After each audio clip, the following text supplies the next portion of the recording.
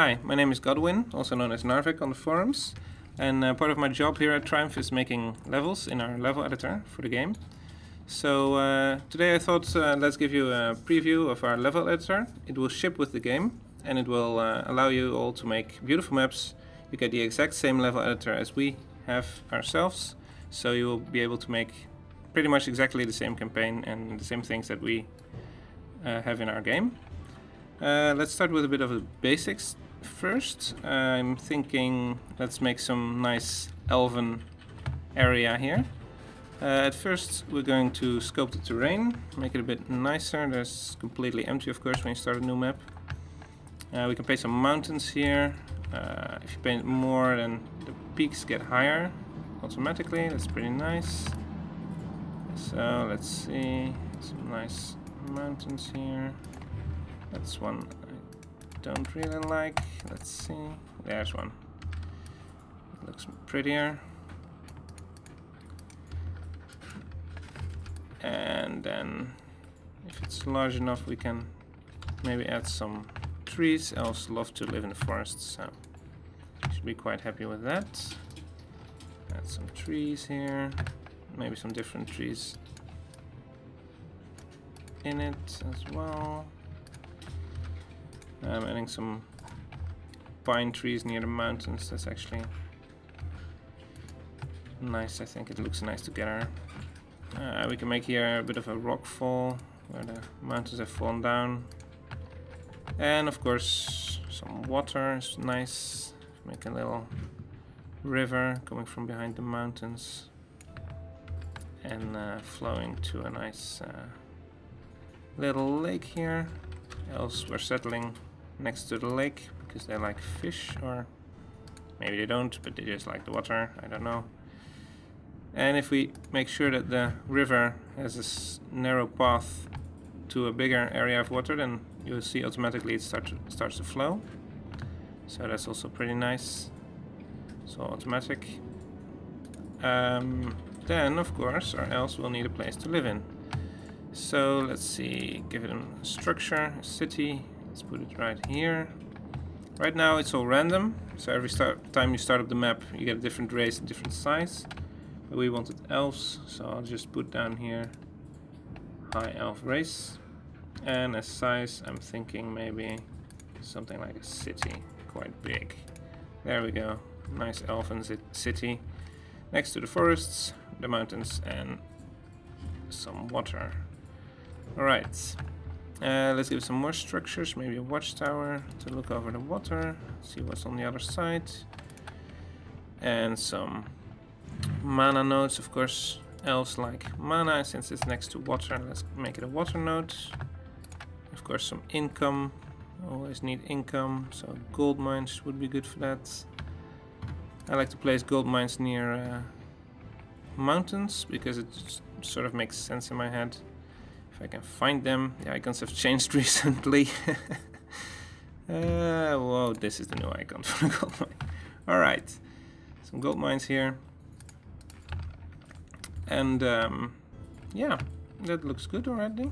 Maybe add some bit more relief. I don't know what the English word is, but some height differences.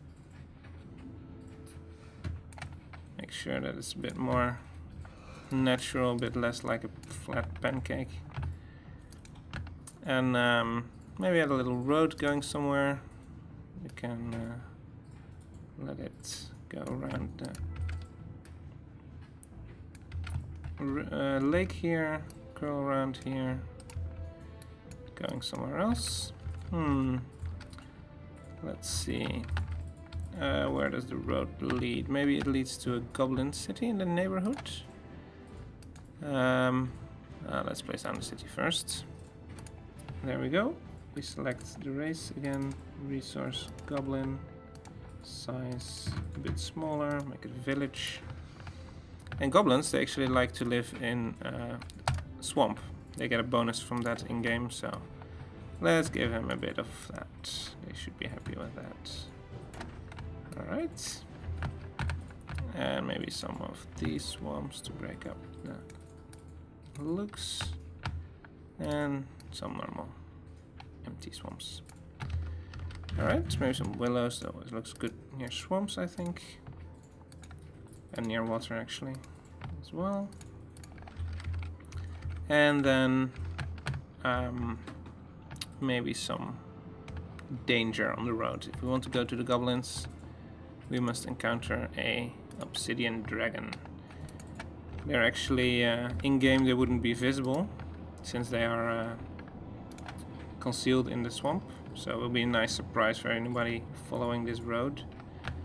And let's say that it's found a stash of gold and that it's guarding that. Or maybe 2 stashes. No, that's a bit too much. Alright. That's pretty nice. Now we need to give the cities a leader, since you'll be playing a leader, and if you make this just for independence, not a whole lot you can do then. So let's place down our leader somewhere in the city. You can already give the city to our leader, of course. Would help. And for the goblins, we'll give it to the other player. There we go, player 2. Place it in the city.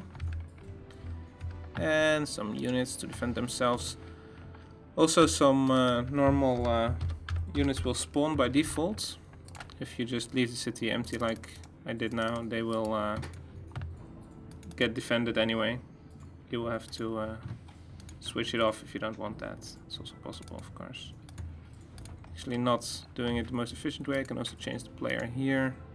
Let's do that for the elves. Give them a bit of a starting army. Longbowman in the trees. And a Griffin Rider near the water. Turn them around that way. And a few Unicorn Riders. There we go. Now we might be ready to see what this can do. Oh, maybe actually I will show you something else. We have a lot of different climbs, and it's really easy to change the theme of the land. Just take a big brush size, just choose convert to theme, and there you go. Everything is Arctic, or everything is volcanic, and all the looks will automatically be updated. So let's not ruin the nice elves and just keep them in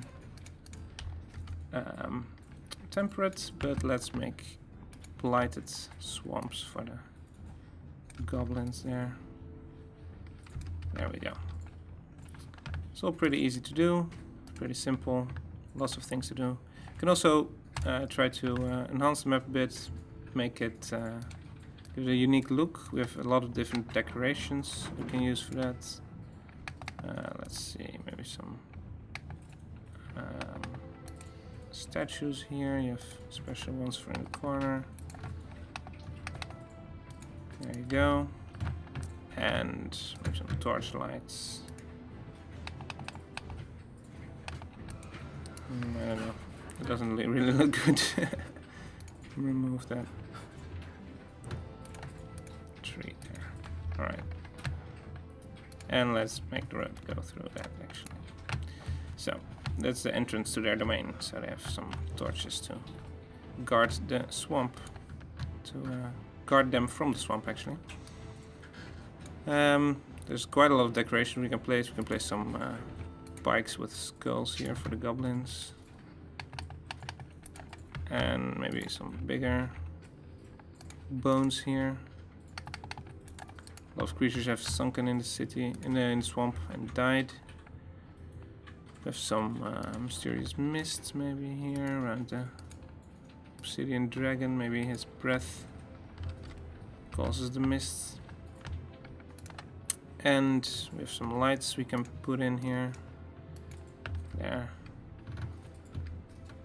So we can now, if we want, try this out in game. We just click save and play, and it will launch the game, and we can try to see how it looks there.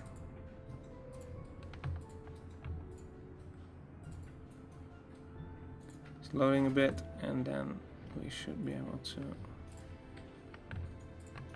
start. Our elven city is here. Some extra troops. And we have a road towards the enemy. So we can try it out. Oh, there's the obsidian dragon. Indeed concealed.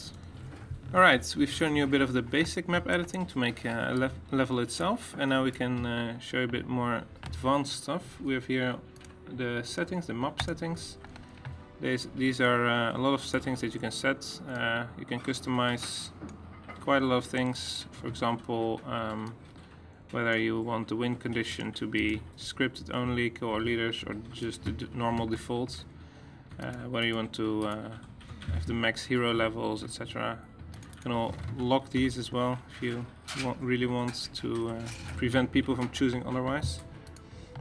Players, you can set the diplomacy between the players. You can change the peace, fixed peace, war, fixed war, alliance, fixed alliance, or neutral, or haven't met yet. Basically, this means that they haven't encountered each other yet. You can do the same for cities, independent cities, towards every player. So quite a lot of settings there, and of course you can also script the map. You have, for example, markers. You can add a stack area trigger, place it down, and you have here some settings that it triggers on everyone if you leave this empty, or just the players whose alias you fill in if you do that. Scripting is quite easy. You just click this button, make a new script here, name it, and for example, if you want the script to fire on stack enter, then you drag this here, and if stack enters it, then whatever you type here will happen. The language that we script in is Lua, so you can probably find easy tutorials for that online if you don't already know it. So it's a pretty nice language to work with so far. Yeah, that's about scripting. We also have the campaign editor. This is the tool that we also used to make our campaign. You can add your scenarios that you made. For example, we just made this test map. So you can add it here. You can add as many as you like. You can set a name, description. There's also always room for a custom string, so you can just type in there what you want to show. You have the briefing. You can make briefing pages like we have in our game. If you just right click here, add a new page, you can set an image here to link so that there's something in the background.